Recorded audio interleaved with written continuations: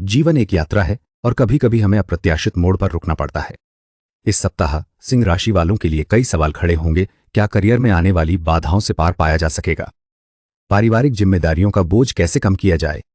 धन संबंधी अनिश्चितताओं से निपटने का रास्ता क्या होगा? आइए जानें इन सवालों के जवाब और इनसे निपटने के उपाय। तो चलिए विस्तार से हर भाव को देखते हैं। पहला, घर स्वास्थ्य, व्यक्तित्व और जीवन शक्ति का संकेत देता है। एकांत में समय बिताना आपको मन की शांति देगा, जो कि वर्तमान परिस्थिति लिए आवश्यक है।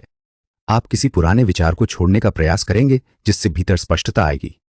बातचीत करते वक्त सावधानी बरतें, क्योंकि कुछ बातें उलझन पैदा कर सकती हैं, पर तुरंत समस्या सुलझ जाएगी।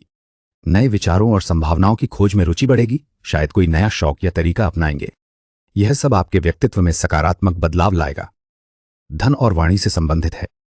परिवार में कुछ जिम्मेदारियां बढ़ सकती हैं, जिससे आप थोड़ा थका हुआ महसूस करेंगे। किसी जरूरी काम में देरी हो सकती है, इसलिए धैर्य रखना महत्वपूर्ण है। आपकी वाणी में थोड़ी गंभीरता आ सकती है, जिसके कारण कुछ लोगों को समझने में कठिनाई हो सकती है। घर के वातावरण में स्थिरता लाने का प्रयास करें और नियमों का पालन करें। अपने प्रयासों में निरंतरता बनाए रखें, सफलता धीरे धीरे अवश्य मिलेगी। आप महसूस करेंगे कि आपके कंधों पर बड़ी जिम्मेदारियां हैं, जिन्हें आपको सावधानी से निभाना होगा। तो तीसरे घर में बुध की स्थिति बातचीत को तीव्र कर रही है।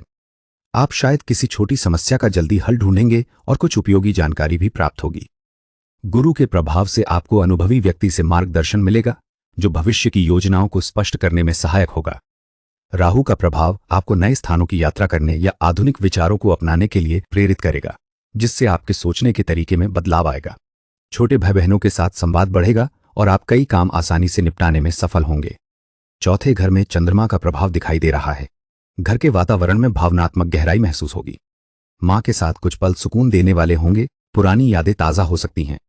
वाहन चलाने के दौरान सावधानी बरतनी चाहिए, क्योंकि मन थोड़ा विचलित रह सकता है। पारिवारिक सदस्यों के साथ शांत और समझदारी भरा व्यवहार करना महत्वपूर्ण होगा। घर की साज सजावट या मरम्मत का विचार आ सकता है, जिससे शांति और स्थिरता महसूस होगी। कुल मिलाकर यह समय भावनात्मक संतुलन बनाए रखने और रिश्तों को प्रबल करने का अवसर लेकर आएगा। पांचवें घर में गुरु का प्रभाव आपके जीवन में ज्ञान और स्पष्टता लाएगा। आप किसी अनुभवी व्यक्ति से मार्गदर्शन प्राप्त करेंगे, जिससे आपकी योजनाओं को दिशा मिलेगी। हालांकि शनि की उपस्थिति कुछ बाधाएं खड़ी कर सकती है। कार्य धीमी गति से पूरे होंगे और आपको अधिक जिम्मेदारियों का सामना करना पड़ सकता है। तो केतु का प्रभाव आपको अनावश्यक चिंताओं से दूर रखेगा, जिससे मन शांत रहेगा और आप गहन चिंतन में लीन रहेंगे। बच्चों के साथ संबंध मधुर बने रहेंगे और प्रेम जीवन में भी शांति रहेगी। छठा घर दर्शाता है कि आपके जीवन में कुछ परेशानियां आ सकती हैं। कामकाज के सिलसिले में आपको कई छोटी मोटी दिक्कतें आ सकती हैं, लेकिन आपकी बुद्धि और तर्क शक्ति से आप उन पर आसानी से काबू पा लेंगे। परिवार के साथ समय बिताना आपके लिए भावनात्मक सहारा बनेगा, खासकर जब आप किसी पुरानी समस्या को हल करने की कोशिश कर रहे हों। अचानक कहीं से अच्छी खबर मिलने से आपको राहत महसूस होगी और आप फिर से ऊर्जावान महसूस करेंगे। किसी पुराने मित्र से मुलाकात आपको पुरानी यादों में खो जाने का अवसर देगा। सातवें घर में बुध की स्थिति बातचीत को तीखा कर सकती है, खासकर व्यावसायिक समझौते करते समय। किसी नए सहयोगी के साथ जुड़ने पर उनकी सोच अप्रत्याशित लग सकती है, जिससे कुछ भ्रम उत्पन्न हो सकता है। गुरु का प्रभाव मार्गदर्शन प्रदान करेगा, लंबी अवधि की योजनाओं को स्पष्ट करने में मदद करेगा। कानूनी मामलों में धैर्य रखना महत्वपूर्ण होगा, तत्काल समाधान खोजने की कोशिश न करें। केतु आपको अनावश्यक चिंताओं से दूर रहने और व्यक्तिगत विचारों पर गहराई से विचार करने का अवसर देगा, जिससे शांति मिलेगी। आठवें घर में शनि की स्थिति के कारण परिवार में कुछ जिम्मेदारियों का भार महसूस होगा। पुरानी संपत्ति से जुड़े मामलों में विलंब हो सकता है, जिससे थोड़ी निराशा आएगी। कामकाज में स्थिरता लाने के लिए अतिरिक्त प्रयास करने होंगे। कभी कभी अकेलापन महसूस होगा, विशेष रूप से जब महत्वपूर्ण निर्णय लेने हों। नियमों और सीमाओं का पालन करना आवश्यक होगा, अन्यथा कठिनाई बढ़ सकती है। किसी पुराने मामले को सुलझाने की कोशिश में समय बीतेगा, जिसमें धैर्य रखना जरूरी है। यह अवधि आपको दृढ़ता सिखाएगी। नवम भाव में गुरु का भाव आपके जीवन में एक सकारात्मक बदलाव लाएगा।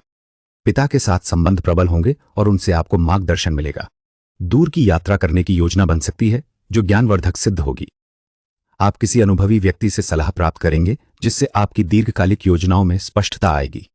कुछ समय अकेले बिताने की इच्छा बढ़ेगी, जिससे आंतरिक शांति का अनुभव होगा। पुरानी चिंताओं को त्याग कर आप आगे बढ़ने के लिए प्रेरित होंगे। भविष्य के अवसरों पर आशावादी दृष्टिकोण विकसित होगा और आप दूसरों की मदद करने के लिए उत्सुक रहेंगे। 10वें भाव में शनि की स्थिति के कारण कार्यक्षेत्र में कुछ बाधाएं आ सकती हैं। आपको लग सकता है कि आपकी मेहनत का फल मिलने में देरी हो रही है और जिम्मेदारियां बढ़ गई हैं। सामाजिक जीवन में भी थोड़ी एकाकीपन महसूस हो सकती है, खासकर जब आप महत्वपूर्ण परियोजनाओं पर काम कर रहे हों। नियमों और सीमाओं का पालन करना आवश्यक होगा, जिससे प्रगति धीमी गति से होगी। आपको धैर्य रखने की आवश्यकता है, क्योंकि हर कार्य को पूरा करने में समय लगेगा। आपकी प्रतिष्ठा बनाए रखने के लिए सावधानी बरतनी चाहिए। 11वें भाव में शनि की स्थिति के कारण आपको अपने प्रयासों में कुछ विलंब महसूस हो सकता है। कामकाज में थोड़ी थकान और जिम्मेदारी का बोझ बना रह सकता है। गुरु का प्रभाव आपको अनुभवी व्यक्ति से मार्गदर्शन करने में सहायता करेगा, जिससे भविष्य की योजनाएं स्पष्ट हो जाएंगी। राहु के प्रभाव से नई रुचियां उभर सकती हैं, जो अप्रत्याशित अवसर लेकर आएंगी। आप कुछ अलग अलग विचारों को तलाशने के लिए प्रेरित होंगे और अपने आसपास के लोगों को ज्ञान प्रदान करने की इच्छा महसूस करेंगे। यह समय आपको धैर्य रखने और नियमों का पालन करने की आवश्यकता है। 12वें घर में गुरु की स्थिति आपको कुछ मार्गदर्शन देगी। आप किसी अनुभवी व्यक्ति से सलाह पा सकते हैं, जो आपके वित्तीय मामलों को समझने में मदद करेगा। चंद्र का प्रभाव आपको परिवार के साथ समय बिताने की इच्छा देगा, जिससे भावनात्मक सुकून मिलेगा।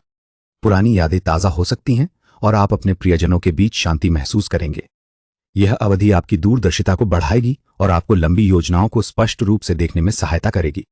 कुछ नया सीखने का अवसर भी मिल सकता है, जो आपके भविष्य के लिए उपयोगी सिद्ध होगा।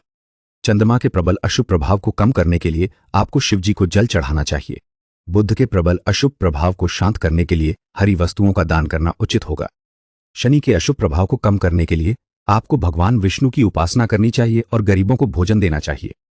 राहु के प्रबल अशुभ प्रभाव से मुक्ति पाने के लिए सूर्य देवता को अर्घ्य देना लाभकारी रहेगा। दोस्तों, आशा है कि हमारा प्रयास आपको सही दिशा दिखाने में सहायक रहेगा। कृपया अपने सुझाव देना, लाइक और सब्सक्राइब करना न भूलें। धन्यवाद।